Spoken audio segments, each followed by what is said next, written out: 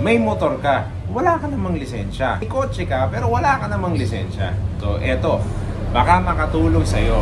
Gusto mo bang kumuha ng student permit? So, eto yung mga ilang bagay na kailangan mong malaman. Batas po yun ng Republic Act 406, Section 30. Ano yung mga requirement sa pagkuha ng student permit. Ito po yung mga ilan. Kung ikaw po ay Pilipino, 16 years old, pwede ka nang kumuha ng student permit. Kung ikaw naman ay foreigner, ikaw naman po ay dapat nasa edad na 18 years old. Marunong ka rin dapat magbasa, magsulat, English, Filipino, or any major dialect. Physically and mentally fit dapat. At ito ang pinakamahalaga dahil meron po tayong bagong batas na sumasakop sa proper driving education. No? Bago ka kumuha ng mga lisensya, dapat dumaan ka po dito. No? Dapat ikaw ay nakapasa sa 15 hours theoretical driving course. Meron po yan written exam. Dapat po kasado. No? Siguro yung iba tataka, bakit yung iba hindi naman dumaan dyan pero may lisensya, baka nag-fixer, baka hindi na nag-training, gusto na lang ng mabilis na proseso, nakakuha ng student permit o lisensya, nag-drive na, hindi man na aksidente, medyo kulang pa sa ilang mga importanteng bagay na kailangan mong i-apply, i-practice sa pagmamaneho. 80% po ang passing rate ng written examination sa TDC. 1-year validity po ang student permit po natin. Unang taon ng student permit mo ay pwede ka nang mag-aral ng pagmamaneho, pagmumotor. Pero sa ikadalawang taon ng student permit mo, expired na yan.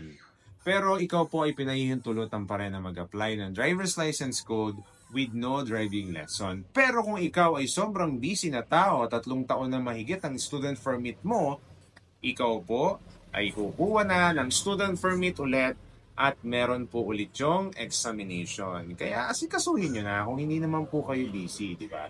Saan ba daw dapat kumuha ng student permit?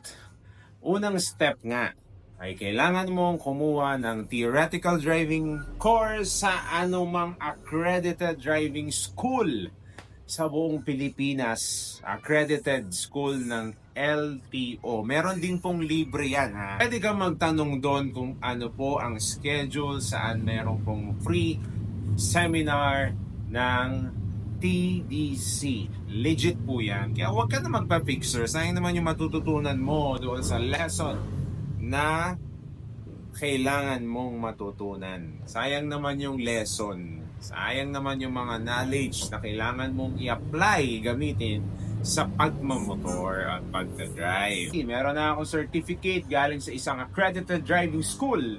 Pupunta na ako ng LTO, kukuha na ako ng student permit.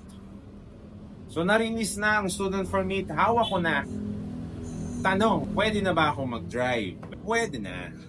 Pero ikaw dapat ay may kasamang duly licensed individual pag ikaw po ay nagmamaneho ng sasakyan.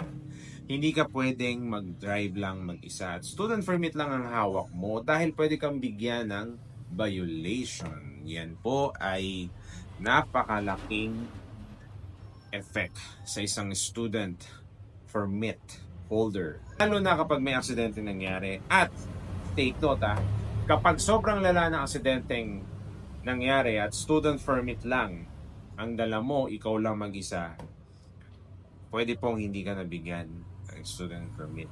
Salamat sa inyong pakikinig dito po sa episode natin, no?